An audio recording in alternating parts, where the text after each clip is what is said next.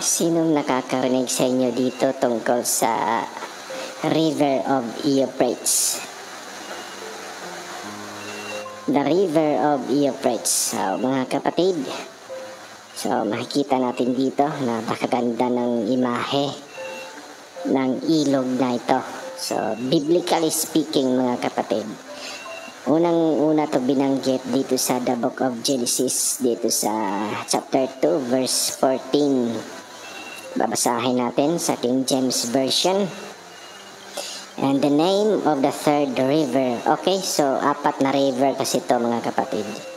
So ang pang-apat na ano lang dito. Ay, yung verse na ito, yung ano lang natin babasahin. And the name of the third river is Hiddekel.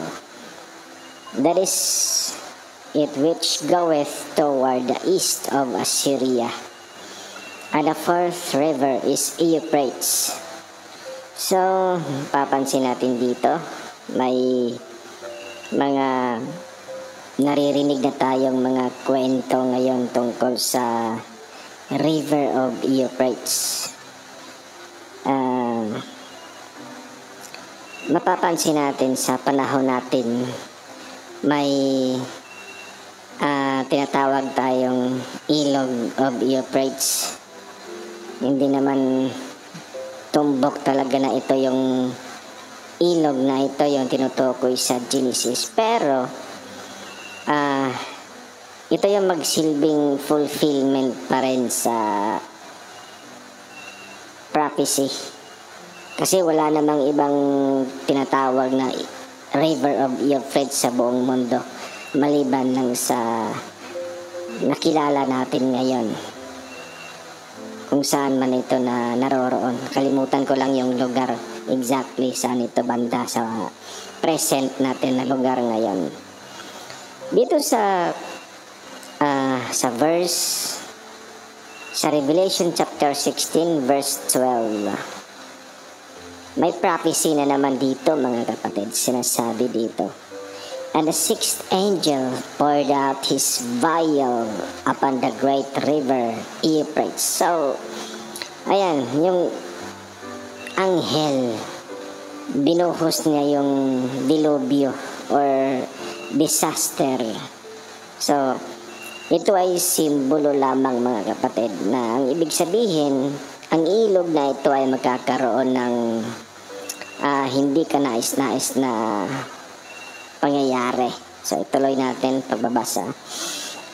And the water thereof was dried up.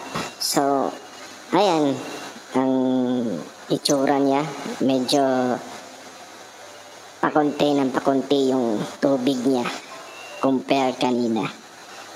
Okay, that the way of the kings of the east might be prepared. Ito na yung ito na yung simbolo, yung kings of the earth. Sino siya?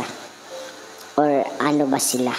Okay, kings kasi ang binabanggit dito, mga kapatid. So sa present time po natin, mga kapatid, alam kong nakakarinig na ilan sa atin dito nakakarinig na ng mga balita tungkol sa ilog na ito na nagkakaroon nga daw ng or nagkakaroon ng dried Tagalog nito yung tagtuyot.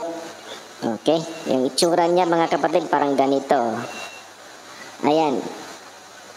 Okay, so ito ay fulfillment sa sinabi ng talata kanina. Ito. So, ano bang ibig sabihin nito?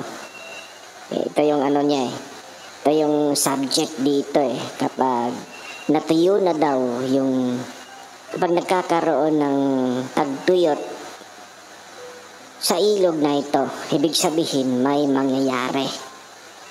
Mangyayari ito. That the way of the kings of the east might be prepared. So, yan na nga yung natin.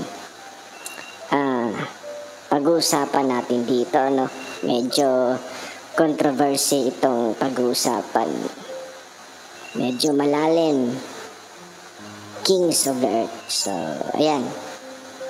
sa susunod na ano ko sa paglatag dito sa video na ito, pag-uusapan natin yan, sino yung Kings of the East.